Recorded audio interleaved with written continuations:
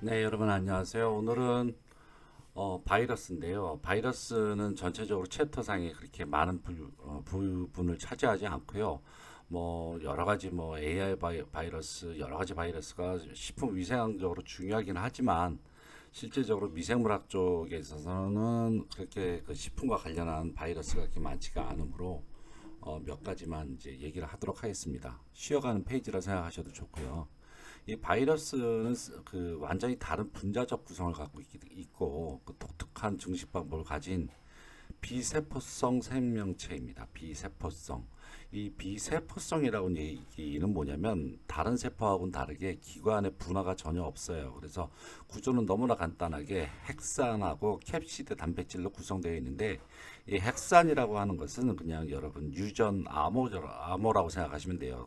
우리가 알고 있는 DNA나 지금 RNA라든지 이제 이런 것들을 얘기하시면 되고 그것을 둘러싸고 있는 캡시드 단백질로 구성되어 있는데 마치 우리가 생각하는 포자 같은 그런 비슷한 구조라 생각하시면 될 것 같아요.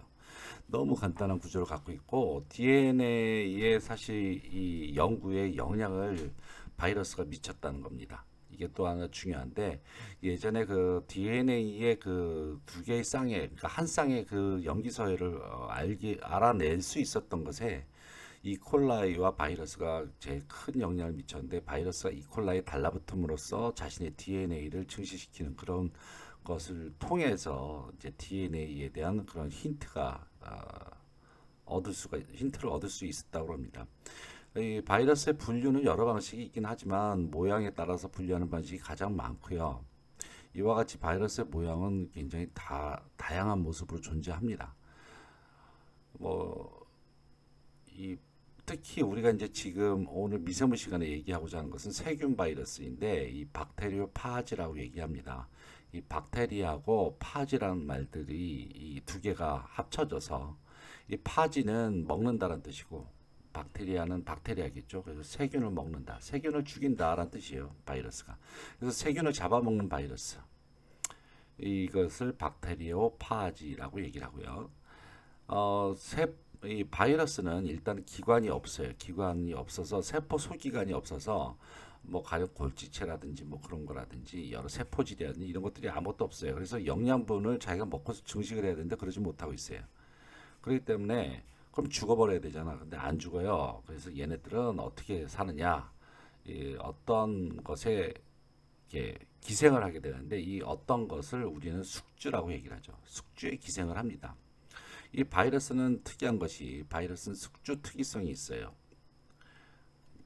그래서 어떤 바이러스는 사람한테만 공격을 하지만 어떤 바이러스는 조류한테만 공격하고 어떤 바이러스는 뭐 모에만 공격하고 이런 식으로 되는 것인데 이게 비슷한 말이 효소는 기질 특이성이 있다라는 말하고 비슷하잖아요. 이 효소는 기질 특이성이 있다. 우리 어떻게 이해를 하면 되죠?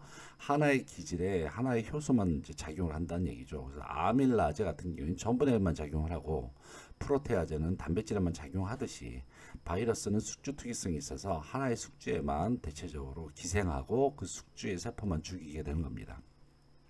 그렇다면 세균 바이러스 이제 알겠죠? 세균만 죽이는 겁니다. 세균 바이러스는 이렇게 머리와 몸통으로 되어 있는데요. 이 머리 안에 핵산을 갖고 있어요.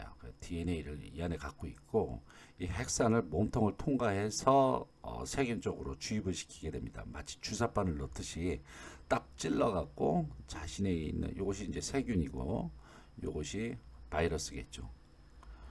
그러면 자기 안에 있는 그 DNA를 세균 안으로 주입을 시켜야 되는데 쭉 하고 이렇게 집어넣습니다. 마치 주사바늘에서 주사 찌르듯이 들어가야 되는데 이 바이러스는 용균, 용원 이 두 가지 생활사가 있습니다. 용균, 용원. 자, 이것은 박테리아 파지고요. 그 다음에 박테리아 속으로 얘네들이 DNA를 이렇게 주입을 했습니다. 자신의 DNA를 주입을 했어요. 그러면 용원 생활사, 용균 생활을 봤을 때 용균부터 보게 되면 자기의 DNA가 들어갔으니까 이것을 복제하게 되는 거죠.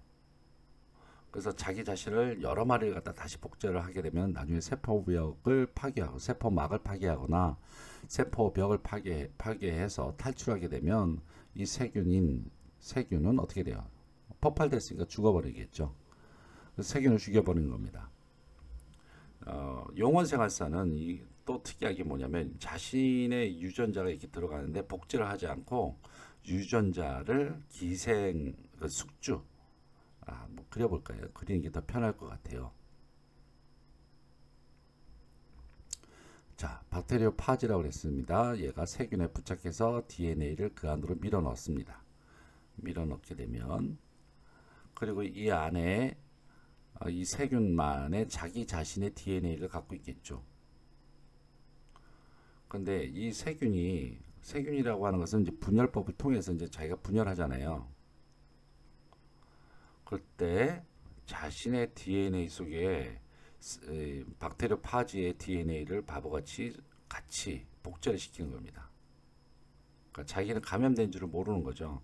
마치 우리 사람들 중에서도 이 어떤 균이라든지 어떤 바이러스에 감염이 되더라도 이것이 무증상 아니면 자기가 이것을 비현성 감염 뭐 이렇게 얘기를 하는데 자기가 그러한 걸렸다라는 것을 모르고 자각하지 못하는 그런 증세 속에서 지내는 사람들인데 마치 그런 비슷한 거라 생각하시면 돼요.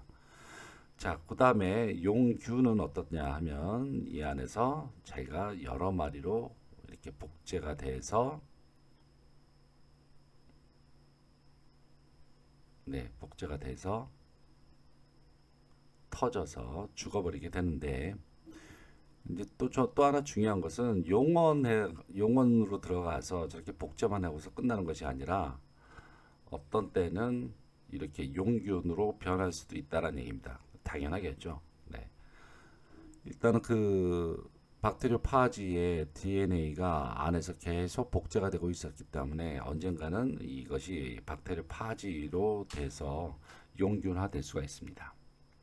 자, 그러면 우리가 왜 세균 걱정을 해야 돼요? 라고 얘기를 할 수가 있는데 세균 그러면 다 나쁜 거라고 생각하는 사람들은 일단은 인식을 고치시기 바라겠고요.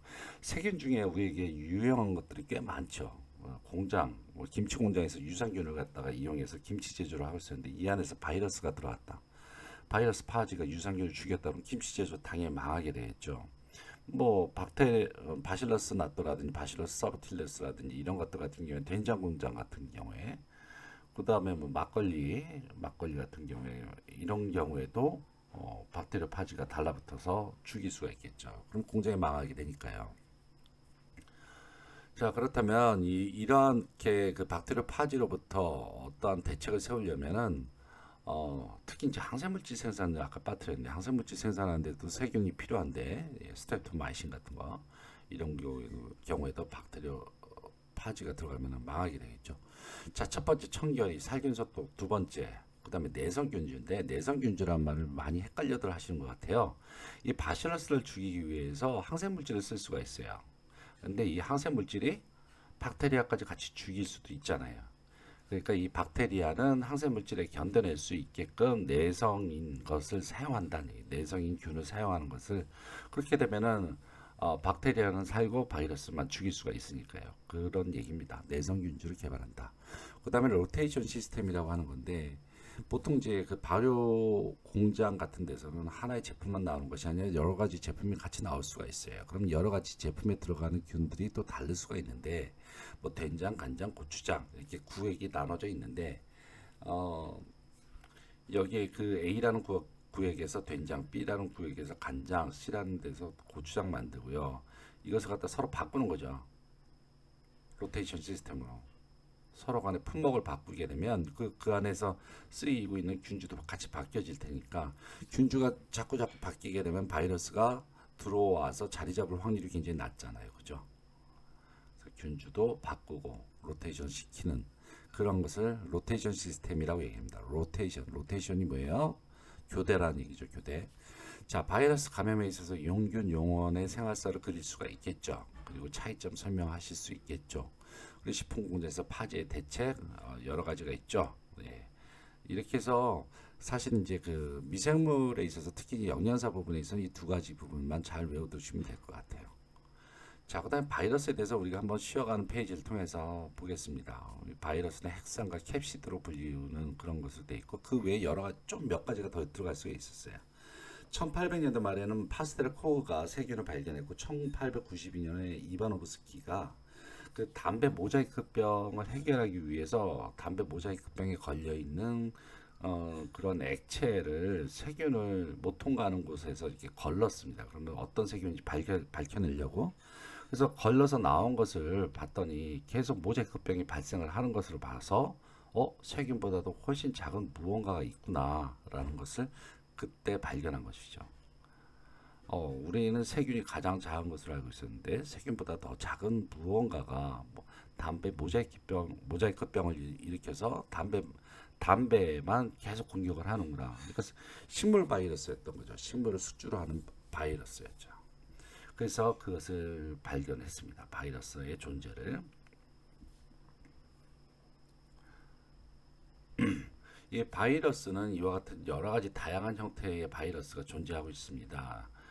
뭐 코로나 바이러스라든지 뭐 아데노 바이러스, 그러니까 인플루엔자 바이러스가 이제 독감 바이러스고요. 저렇게 생겼습니다. 이 인플루엔자 바이러스가 우리가 알고 있는 코로나 바이러스 중에 하나이고요. 그 유명한 바이러스가 에볼라 바이러스죠. 그 원숭이에서부터 나오는 그런 바이러스인데요. 이 에볼라 바이러스에 따라서 굉장히 많은 사람이 죽었습니다. 자, 이 뒤에 뭐 갑자기 이 DNA가 나옵니다. 자, DNA 그런데 알고서 한번 넘어갑시다. DNA는 이와 같이 인산과 당과 염기 세 가지 부분으로 되어 있습니다. 인산 이것은 어디서 봤냐면 여러분 ATP에서 인산 그 인산 구조가 똑같아요. 그다음에 당 오탄당입니다. 오탄당인데 여기서 OH가 하나 빠져나가서 데옥시라고 해서 DNA의 D를 의미하게 됩니다. 그리고 하나는 염기라고 해서 질소가 이렇게 달라붙어 있는 그런 구조가 이렇게 달라붙어 있어요. 그래서 세 가지로 이루어져 있어요. 인산, 당, 염기. 그래서 이 DNA를 이루고 있는 것이 뭐 대단한 것이 아니랍니다. 이게 우리가 흔히 알고 있는 그런 화합물들로 구성이 되어 있다는 것이죠. 예. 좀 나는 사실 처음에 DNA라는 것을 접하게 됐었을 때 이 DNA라는 것이 대단한 것이 않다는 것에 좀 놀라웠거든요. 그런데 이 대단하지 않은 것이 우리의 생체 암호를 갖고 있다는 것이 굉장히 놀랐습니다. 이 DNA는 이게 한 쌍으로 이렇게 가지 두 개가 서로 단단히 연결되어 있는데 이것을 상보적 결합이라고 얘기를 하는데 아데닌은 티민하고만 그다음에 구아닌은 시토신하고만 결합이 되도록 되어 있습니다. 이런 것을 상보적 결합이라고 얘기를 해요. 서로 간에 꼭 그렇게만 연결하도록 되어 있습니다. 그렇기 때문에 A는 T하고 G는 C하고만 연결이 되도록 되어 있고 이 결합의 원천은 수소 결합이에요. 예.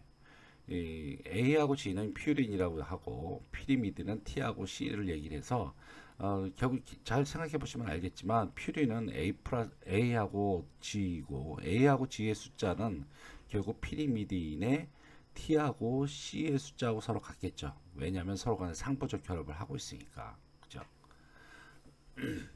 자, 이것들은 일종의 암호 역할을 해요. 그래서 이 상보적 결합이 세 개가 하나의 코드로 돼 갖고 하나의 아미노산을 만들어내게 되는데요.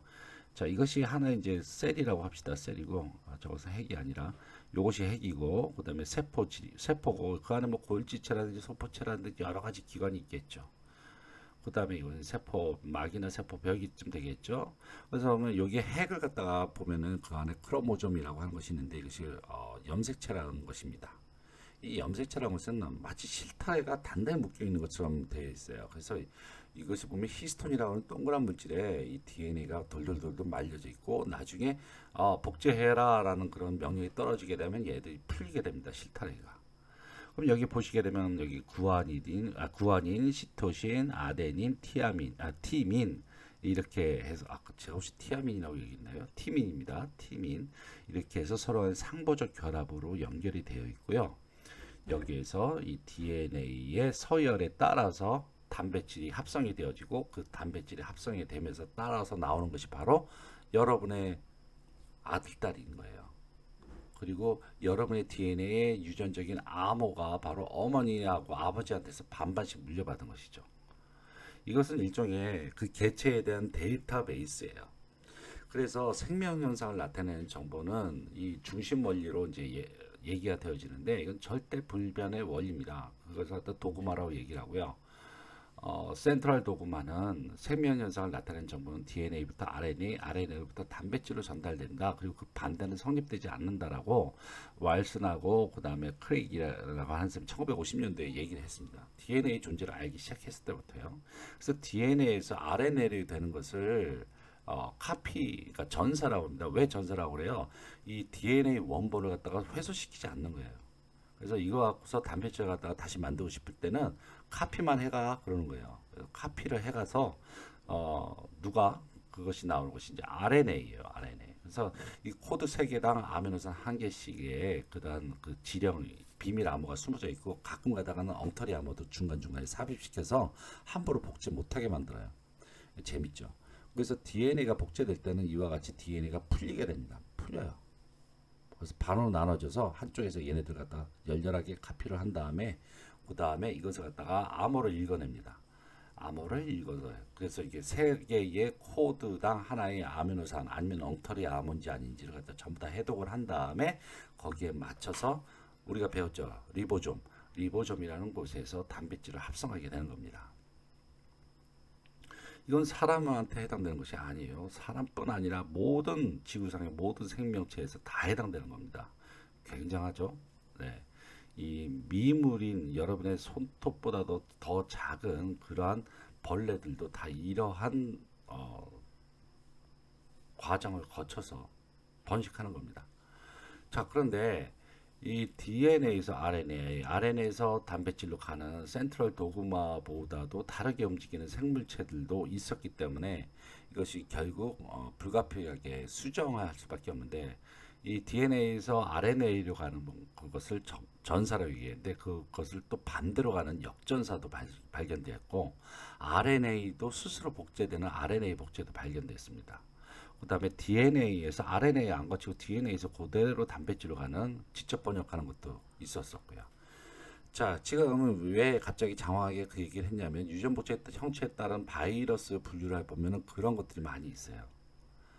지금 여기에 보시게 되면은 DNA에서 RNA 가는 것을 전사, RNA에서 단백질 가는 것을 번역. 그럼 이렇게 가는 것이 있는가 하면 어떤 것들은 DNA 한쪽만 있는데 DNA를 갖다 두 쪽으로 다시 만들어 준 다음에 전사하고 번역하는 것이 있고 어떤 것은 RNA에서 다시 또 RNA로 가고 그러니까 요놈 같은 경우는 역전사가 일어나요.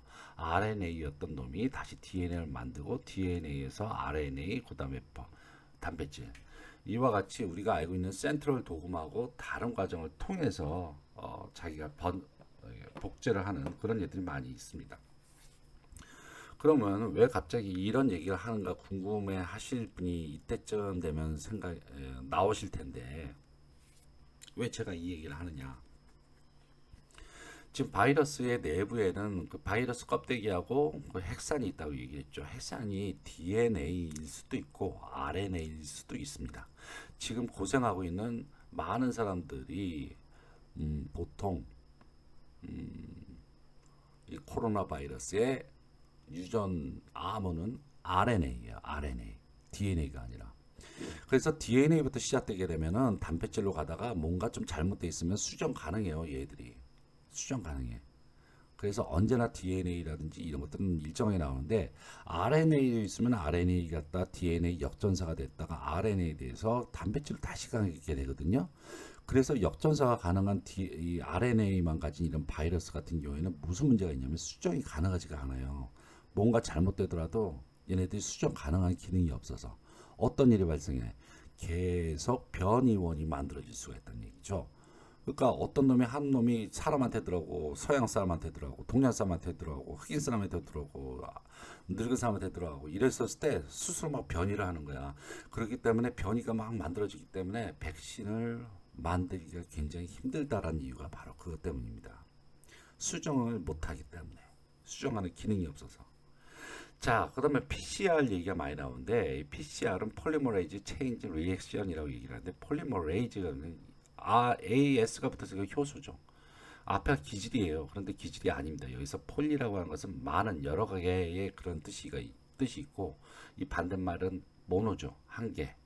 이 폴리머레이즈라고 하는 것은 여러 개로 만든다는 뜻이에요. 여러 개로 만든다. 여러 개로 만드는 효소다는 뜻입니다. 그래서 이것을 중합 효소라고 얘기를 하고요. 이렇게 한 개 한 개 있는 것을 갖다 이렇게 다다다닥 붙여주는 그러한 효소가 폴리머레이즈입니다. 이런 효소들은 그렇게 많지는 않아요. 네. 자, DNA가 있습니다. 이 DNA가 만일 바이러스의 DNA다. 그러니까 사람 몸에서 코라든지 그런 데서 채취를 했어. 그 안에 혹시 바이러스의 유전설이 진짜 티끌만큼 조금 있으면 우리가 발견하기 힘들지만 이것을 일단 열 처리하게 되면 얘가 이렇게 벌려지게 됩니다. DNA가 벌려지게 되고 이 벌려진 것을 갖다가 억지로 우리가 이것을 갖다가 카피를 시키는 거예요. 카피 시작하는 것이 DNA 프라이머라고 얘기를 하고요. 여기서부터 카피가 일어납니다. 그러면은 DNA 한 개가 두 개가 되는 것이고요. 상부적 결합에 따라서 그 다음에 얘네들이 또 4개가 되는 거고요. 4개가 8개가 되고요. 8개가 16개, 32개, 64개 이런 식으로 차차차차 계속 늘어나는 거죠. 자, 이렇게 됐다가 요것을 또 벌리는 거지 이제. 이거 잘못 그렸다. 그래서 2개가 만들어졌으면 저 파란색과 까만색을 다시 또 벌려. 자, 그래서 또 다시 카피 시키는 거예요. 이렇게 또 카피. 또 저걸 다시 벌려. 그리고 또 카피하고 또 카피하고 이런 식으로 해서 카피하는 거죠. 그러면 어떻게 돼요? 수없이 많이 생산되어지죠. 이렇게 이런 과정을 거친 것이 PCR 과정이고요. 그러니까 만일 코어라든지 그 입속에 조금이라도 있다면 PCR을 통해서 얘를 많이 증폭을 시켜갖고 만일 이것이 나오게 되면 그것이 확진자, 양성, 그래서 확진자라고 판단하는 것이죠. 네, 이렇게 해서 수정 도구마부터 시작을 해서 PCR까지 이제 얘기를 했습니다. 대충 이제 여러분은 조금 더 다른 분보다는 많이 알게 될 거라고 생각을 하고요. 백신 얘기도 가끔 나오는데 백신 얘기도 마지막으로 한 번 더 할까 합니다. 백신 1상, 2상, 3상 그런 얘기가 많이 나오죠. 보통 의약품 같은 것을 만들 때 이것은 어떤 의약 제품 회사의 그 홈페이지에서 제가 본 건데요. 기초 탐색하고 원천 기술 연구하고 개발 물질을 선정한 다음에 전임상, 임상시험, 그 다음에 시약, 시판 이렇게 가는데 이게 보통 뉴스에서 나온 것이 전임상, 임상 얘기가 많이 나와요. 임상. 이 전임상에서부터 3상까지 가서 판매까지 되는데 성공한 확률은 9.6%밖에 안 됩니다.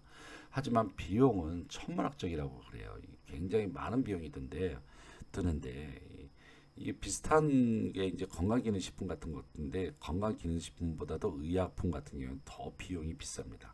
그래서 웬만한 돈이라든지 능력이 없으면은 그리고 또 인내심이 없으면 안 돼요. 보통 하나의 그런 훌륭한 약이 태어나기까지는 10년 이상이 걸리게 되거든요.